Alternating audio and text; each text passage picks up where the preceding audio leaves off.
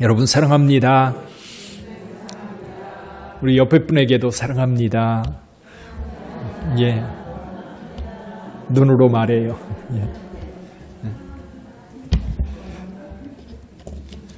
참 좋은 계절에 저와 여러분들이 함께 믿음 생활을 하고 있습니다. 어딜 가든지 우리 하나님의 위로가 있고 하나님의 능력이 여러분과 함께 하기를 다시 한번 축복합니다.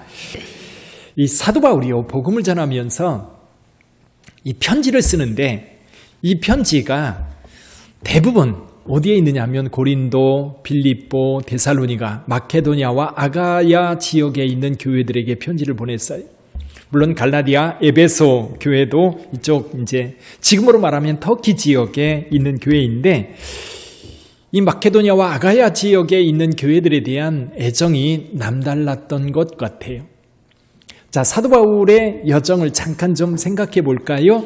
사도 바울이 다메섹으로 가다가 예수님을 만난 후에 이 사도 바울이 어디로 가느냐 하면 어디로 갔지요? 아라비아로 갑니다. 아라비아는 지금으로 말하면 이 이스라엘 동쪽편에 있는 사막 지역이거든요. 그쪽으로 갑니다. 그리고 3년 후에 다시 돌아왔지만 사실 사도 바울은 사람들에게 이렇게 환영받지 못했습니다. 왜냐하면 이 예수 믿기 전에 워낙 예수님 믿는 사람들을 박해하고 핍박했기 때문에 그 감정이 그리고 그 이미지가 벗어지지가 않았던 거예요. 그래서 사도 바울은 고향인 다소로 가서 교회를 섬겼습니다. 그러는 사이에 안디옥 교회라고 하는 교회가 크게 부흥을 합니다. 그러면 다른 교회, 그때까지만 해도 유대인들에게만 복음이 전해졌는데 안디옥 교회에서 헬라인들이 예수님을 믿기 시작했던 겁니다. 그래서 안디옥 교회 부흥의 소문이 어디까지 났어요? 예루살렘까지 난 겁니다. 그래서 예루살렘에서 좋은 지도자를 보내지요. 그게 누구냐면 바나바라고 하는 사람입니다. 바나바가 가서 안디옥 교회를 섬길 때 크게 부흥합니다. 이게 바나바가 감당할 수 없을 정도로 교회가 성장했어요. 그래서 바나바가 곰곰이 생각하다가 사울이라고 하는 사람이 와서 섬기면 좋겠다. 그래서 다소까지 직접 찾아가 가지고 사울을 데리고 안디옥에 와서 열심히 주를 섬겼습니다. 근데 안디옥 교회에 성령이 임하여서 성령께서 말씀하셨어요. 이 바울과 바나바를 따로 세워라. 그래서 교회에서 그들을 따로 세워 안수하여 보냈는데 어디로 갑니까? 구브로, 바나바의 고향이지요. 구브로에 가서 복음을 전하고 그리고 다시 이쪽 안티오키아 그리고 이오니아, 루스드라, 더베 이런 지역을 쭉 돌면서 복음을 전했습니다. 근데 그쪽에 있는 교회들이 세워졌다는 얘기는 1차 전도여행 때 별로 없어요. 물론 사도 바울을 통해서 바나바를 통해서 많은 사람들이 예수를 믿었던 흔적들은 있습니다. 근데 두 번째 사도 바울과 바나바가 전도 여행을 다시 가려 하다가 둘이 헤어지고 바나바는 구브로로 바울은 실라를 데리고 육로를 따라서 다소를 거쳐 더베, 루스드라 그리고 이고니온으로 이어지는 그 전도의 여정의 길을 갑니다. 그래서 그쪽 지역, 밤빌리아, 루스드라 여러 지역에서 복음을 전하려고 하는데 성령께서 이걸 허락하지 않으세요. 사도 바울이 계속해서 성령께서 막으시는 것을 경험하면서 또한 환상 중에 데살로니가 마케도니아 지역 사람들이 와서 도와달라고 하는 환상을 보고 마케도니아 지역으로 들어와서 배를 타고 건너갑니다. 첫 성이었던 빌립보에서 복음을 전하다가 이 저 많은 귀신 들린 여종을 고쳐줍니다. 귀신을 쫓아내 준 거예요. 이것 때문에 빌립보에 큰 소동이 나게 돼서 사도 바울이 감옥에 갇혔다가 빌립보를 떠날 수밖에 없는 상황. 그래서 빌립보를 떠나서 암비볼리, 아볼로니아를 거쳐서 데살로니가에 이르게 됩니다. 이것이 사도행전 16장, 17장의 이야기예요. 이 데살로니가에 도착한 사도 바울은 가장 먼저 찾아간 곳이 어디냐면 유대인 회당. 빌립보에는 회당이 없었는데 데살로니가에는 있는 거예요. 데살로니가는 항구 도시였고 이 도시는 마케도니아 지역 전체의 수도의 역할을 하던 그런 도시였습니다. 학자들에 의하면 사도 바울이 방문했을 당시에 데살로니가라고 하는 도시는 한 20만 명이 사는 큰 도시였다고 봐요. 여러분 그때 당시 20만 명이면 대단한 도시입니다. 물론 로마는 100만 명 정도 살았다고 그래요. 그때 당시에도.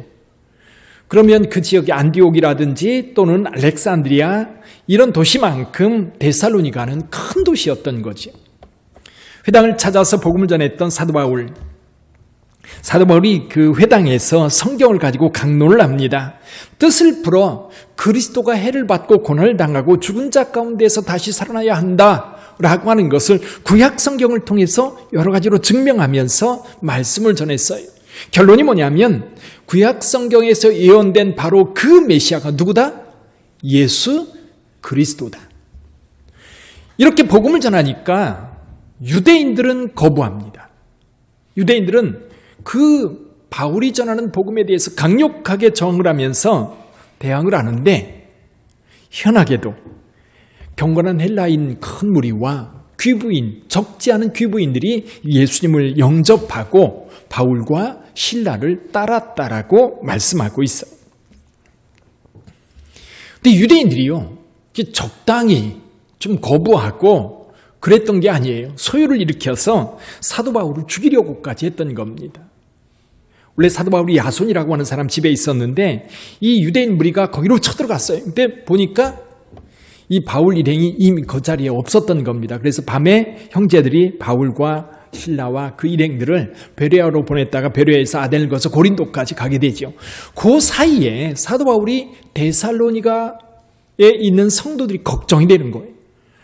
왜냐하면 사도행전에 보면 새 안식일을 유대인 회당에서 복음을 전합니다.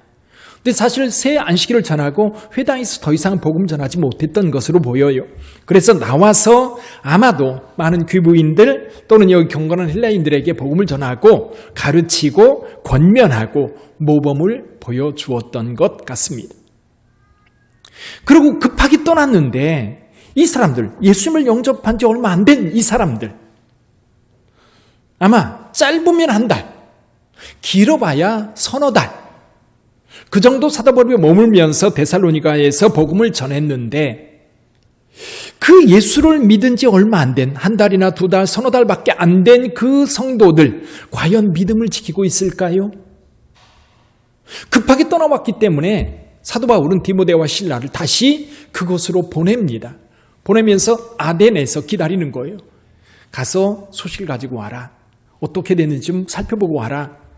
근데 아덴에 있는 동안 이 디모데랑 이 데살로니가로 갔는데 점점 늦어지니까 기다리다가 복음도 제대로 전하지 못하고 머물다가 어디로 가요? 고린도로 갑니다. 고린도에서 복음을 전할 때 이 디모데와 실라가 와요. 와서 데살로니가 교회 이야기를 내줍니다. 그래서 쓴 편지가 이 데살로니가 전서예요.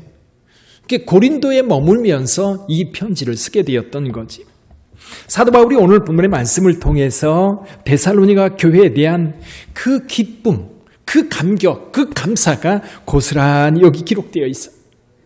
우리가 너희 모두로 말미암아 항상 하나님께 감사하며 기도할 때에 너희를 기억함은 너희의 믿음의 역사, 사랑의 수고, 우리 주 예수 그리스도에 대한 소망의 인내를 우리 하나님 앞에서 끊임없이 기억합니다. 여러분, 예수 믿은 지 얼마나 되셨습니까? 데살로니가 교회 얼마 안 됐는데 그들의 믿음을 굳건하게 지키고 있었고 환난 가운데에서도 그 믿음을 지키고 있었어요. 사도 바울이 오늘 편지를 쓰면서 몇 가지 생각을 해봅니다. 이 사도 바울이요, 데살로니가 사람들이 예수님을 영접한 것 그 자체에 굉장한 감동이 있었어요. 여러분, 헬라인들이거든요. 유대인들이 아니에요. 이미 이스라엘 백성들에게 역사했던 하나님의 역사에 대해서 거의 모르는 사람들이 예수를 전할 때 예수를 영접했단 말입니다. 근데 이 사도 바울이 왜 데살로니가 교회에 있는 이 헬라인들, 귀부인들이 예수를 믿은 거에 대해서 감격을 할까?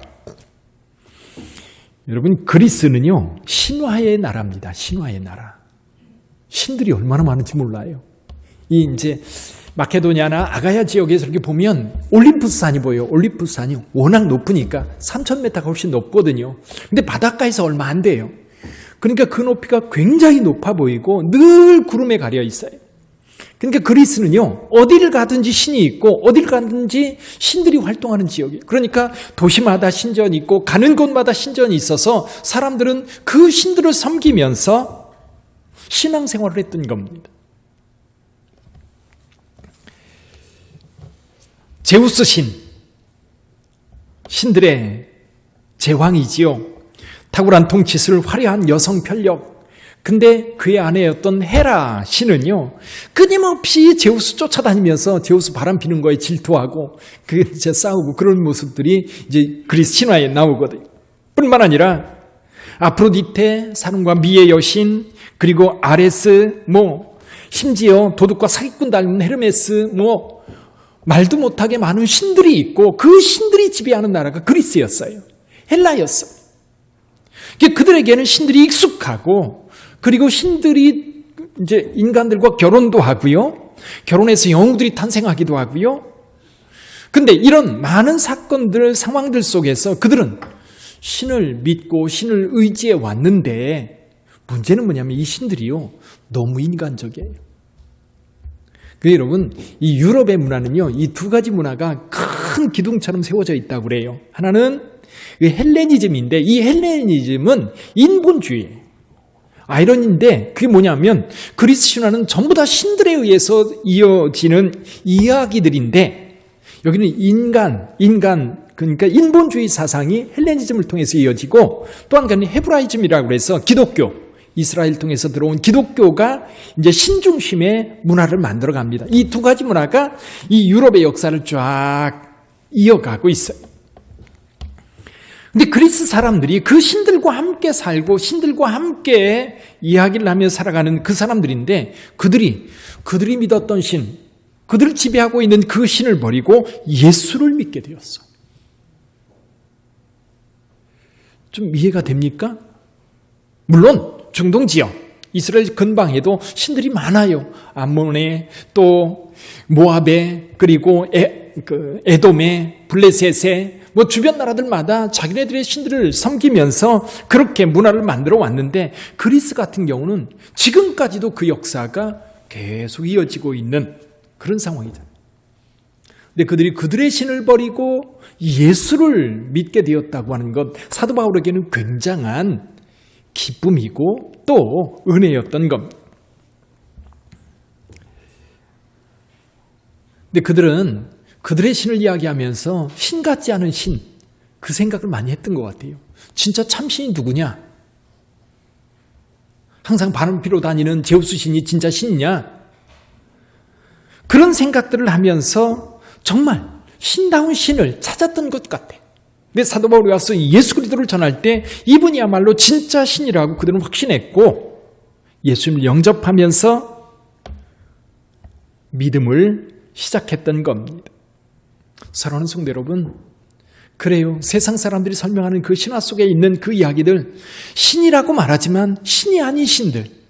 그래서 그리스 사람들은, 헬라 사람들은 참신이 누구냐를 생각했던 것이고, 사도 바울을 통해 전해지는 예수 그리스도가 바로 진짜 하나님이라고 하는 믿음을 갖게 되었고, 그 믿음 속에 완전히 빠져들어 왔던 겁니다. 그러다 보니까 이들은 환난 가운데에서도 그들의 신앙을 굳게 지킬 수 있었던 거예요. 6절 한번 보실까요? 또 너희는 많은 환난 가운데에서, 많은 환난. 왜 환난이 있었을까요? 아마 두 가지 측면에서 환난이 있었을 거예요. 하나는 뭐냐면, 데살로니가 사람들이 믿는 그 신을 버린 것 때문에 헬라 사람들에게 박해를 받았을 거고요. 또 하나는 예수님을 믿는 그 믿음 때문에 유대인들에게도 상당히 많은 어려움을 당했을 거예요. 그럼에도 불구하고 그들은 예수님을 믿는 믿음을 지켰던 겁니다. 사도 바울이 이 데살로니가 교회 성도들에 대해서 진짜 고맙고 감사한 것은 딴 데 있었어요. 그게 뭐예요? 여기 있습니다. 7절 한번 읽어보죠. 7절. 6절 보죠. 6절. 또 너희는 많은 환난 가운데에서 성령의 기쁨으로 말씀을 받아 우리와 주를 본받은 자가 되었으니. 본받은 자가 되었으니. 그러니까 이 데살로니가 성도들은요, 본받을 데가 없었어요. 그들의 믿음의 선배들이 있었던 것도 아니고 부모님들이 예수를 믿었던 것도 아니고 동네의 교회, 다른 교회가 세워져 있었던 것도 아니에요. 아무도 예수를 믿지 않을 때 그들은 예수를 믿었고 어떻게 그들이 신앙생활을 해야 될까? 그들은 바울과 실라와 디모데가 가르쳐주는 대로 신앙생활을 했던 거예요. 본을 보여주는 대로 신앙생활을 했던 거예요. 기도하는 모습 보고 그대로 따라했고 그리고 그들이 경건하게 살아가는 모습을 보면서 그대로 따라서 행했던 거예요.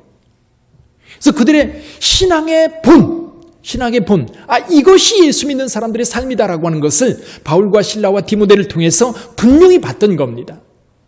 이게 진짜 신을 믿는 사람들의 태도구나. 진짜 신을 믿는 사람들의 모습이구나. 이 데살로니가 성도들은 그걸 알았던 거고 그들을 그대로 본받아서 신앙을 지켰던 거예요. 사도 바울과 그 일행들이 떠난 다음에도 그들이 몇 달 동안 보여주었던 그 믿음의 행위를 그대로 본받아서 행했던 거예요. 우리는 참 좋은 시대 신앙생활하고 있습니다. 저희들은 본을 본받아야 될 두 가지가 있어요. 하나는 성경, 하나는 우리 믿음의 선배들이. 아브라함도 역시 여러분 믿음의 본을 볼 수 있는 상황들이 없었어요. 근데 그의 심령 속에 하나님께서 말씀하실 때 그는 자기 집, 아비, 친척 집을 떠나서 하나님께서 말씀하신 그곳을 향해 떠났던 겁니다. 믿음으로 그는 이삭을 낳았고 그리고 그 믿음을 이삭에게, 야곱에게, 야곱의 12 아들들에게 전수해서 그 믿음을 오늘 우리에게까지 보여주었어요. 히브리서 11장에 보면 많은 믿음의 선진들의 이야기가 나옵니다. 그 중에 기드온이라고 하는 사람 볼까요? 기드온. 이 사사기 6장에 보면 기드온이 나오는데요. 그때 당시 미디안 백성들이 그 땅을 지배하고 있었어요. 너무나도 힘들고 어려운 상황이었지요. 그래서 몰래 타작하고 있는데 주의 사자가 나타나서 말합니다. 큰 용사여 여호와께서 너와 함께 하시도다. 기드온이 대답합니다. 이 소리를 듣고 기드온이 열을 받았던 것 같아요. 화가 좀 났던 것 같아요. 여호와께서 우리와 함께 계시면 이 모든 일이 어떻게 우리에게 일어났습니까? 또 옛날에 출애굽 당시에 하나님의 놀라운 역사로 이 백성들을 인도했다고 했는데 그 하나님은 어디 가셨습니까? 그렇게 따졌어요. 그럼에도 불구하고 여호와의 사자는 기드온에게 말합니다. 내가 한 사람 치듯 미디안 백성들을 칠 거다. 그러니까 기드온이 말하죠. 주님이라면 제게 증거를 보여주세요. 그래서 증거를 하나님께서 보여주셔요. 여러분 증거를 봤다고 해서요. 다 증거대로 하는 거 아닙니다. 믿음대로 하는 거 아니에요. 사실 우리에게도 많은 증거들이 있어요. 기드온은 그 믿음의 증거를 보고 300명을 데리고 18만 명이나 되는 미디안 사람들과 전쟁을 벌입니다. 거기서 큰 승리를 했어요. 그럼 기드온이 행했던 대로 우리도 하나님의 증거를 보고 하나님의 역사하셨던 증거를 보고 우리도 그 본을 따라서 행동을 옮겨야 될 거예요. 어때요? 여러분들은 그런 증거들을 성경에서 뿐만 아니라 오늘 우리 가운데에서도 보셨어요? 아멘? 사실 우리끼리 얘기인데요. 우리끼리 누가 어떻다라고 얘기하면 그거 빤히 아는 거니까 별로 은혜가 안 돼요. 그래서 저는 우리 교회 성도들의 이야기를 별로 안 합니다. 근데요. 지난번에도 말씀드렸던 것처럼 다른 교회 가면 여러분 얘기해요. 정말 믿음 좋은 우리 성도들, 정말 헌신적인 성도들, 정말 순종 잘하는 성도들. 저는 그래서 생각해 봤어요. 우리 빛된 교회가 45년, 46년째 지금까지 이 교회가 유지되어 오고 오늘 또 좋은 교회로 여러분들이 교회를 찾아와서 하나님 앞에 예배드리며 우리 교회를 통해서 하나님의 역사를 우리가 경험하고 말씀을 듣고 순종하며 신앙생활할 수 있는 것은 많은 믿음의 선진들이 있기 때문에 그런 거예요. 믿음의 선배들이 있었기 때문에 그들이 섬겼던 것들이 있기 때문에 오늘 우리가 있는 거예요. 장로님들이 계시고 권사님들이 계시고 우리 집사님들이 계시고 오늘도 마찬가지예요. 여러분들이 모범을 보이기 때문에 여러분의 자녀들이 또한 우리 교회에 나와서 신앙생활을 하는 거예요. 우리가 본받아야 할 믿음의 본이 없다고 말하지 마세요. 우리에게는 충분히 많아요. 충분히 본받아서 신앙생활을 할 수 있는 이렇게 하면 되겠구나. 성경에서도 말씀하고 있지만 우리 가운데에도 충분히 우리의 신앙을 본받을 만한 사람들이 충분해. 내가 콕콕 집어서 이렇게 본받으세요 라고 말하지 않아도 여러분들이 보면 압니다. 둘러보면 저분처럼 기도하면 되겠다. 저분처럼 순종하면 되겠다. 저분처럼 헌신하면 되겠다. 저분처럼 자녀들 믿음으로 이끌면 되겠다. 저분처럼 세상에서도 믿음으로 살면 되겠다.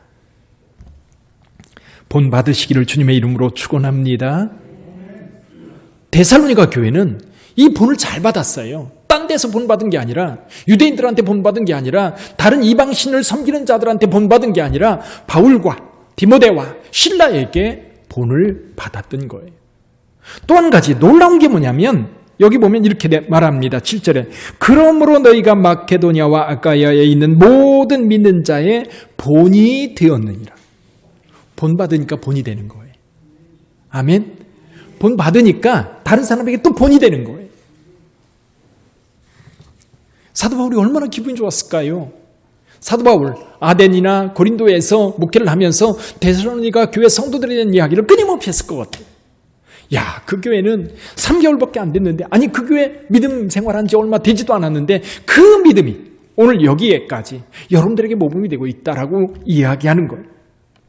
더 나가서 8절에 보니까요, 주의 말씀이 너희에게로부터 마케도냐와 아가야에만 들릴 뿐 아니라 하나님을 향하는 너희 믿음의 소문이 각처에 퍼졌으므로 우리는 아무 말도 할 것이 없노라. 할렐루야. 사랑하는 성도 여러분, 여러분 본 잘 받으시고요, 엉뚱한 거 본 받지 마세요. 희한한 거 본받지 마세요. 세상 것 본받지 마시고요, 예수 제대로 믿고 예수 제대로 따르는 사람들의 본을 받으시기를 주님의 이름으로 축원합니다. 그리고요, 여러분들 남에게 본 좀 보여주세요. 여러분이 보여주세요. 여러분의 자녀들에게 믿음은 이런 거야, 예수 믿고 산다는 것은 이거야. 자녀들에게 밥상머리에서 그렇게 교육하세요. 그리고 그렇게 사세요. 우리의 자녀들이, 또 우리의 믿음의 후배들이 이렇게 섬기는 거야. 장로님들은 장로로 세워질 후배들을 위해서 장로로 교회를 섬긴다는 것은 이런 거야. 권사님들은 권사로 앞으로 세워질 사람들에 대해서 이렇게 말합니다. 권사는 기도에 탁월함이 있어야 된다. 이렇게 교회를 섬겨야 된다. 본을 보여주는 거예요. 권사는 이런 거야. 집사는 이런 거야. 구역장은 이렇게 섬겨야 되는 거야. 교사는 아이들을 위해서 이렇게 기도하고 이렇게 섬기는 거예요. 말할 수 있어야 돼요. 그래야 교회가 건강해지고요, 그래야 이 땅에 하나님의 나라가 이루어지는 거예요. 그래야 교회가 지역사회 속에서 할 말이 있는 거예요. 어떻게 이 교회를 통해서 하나님의 나라가 우리 가운데 이루어질 수 있을까? 우리 주님께서 여러분에게 말씀하신 것을 여러분이 배우고 받고 순종하여 또 다른 사람들에게 믿음의 본을 보일 때에 하나님의 나라가 이루어지는 줄 믿습니다. 하나님의 역사가 이루어지는 줄 믿습니다. 오늘 다짐하세요. 그 역사를 내가 세워가겠다. 여러분 믿음의 본을 보이십시오. 여러분 순종의 본을 보이십시오. 여러분 헌신의 본을 보이세요. 여러분이 하나님 앞에 어떻게 헌신하고 있는지, 어떤 본을 보여주고 있는지, 어떻게 순종하고 있는지, 어떻게 책임감을 가지고 주를 섬기는지, 어떻게 세상 속에서 크리스찬으로, 기독교인으로 어떤 모습으로 서야 되는지 여러분이 본을 보여주시기를 주님의 이름으로 축원합니다. 기도하겠습니다.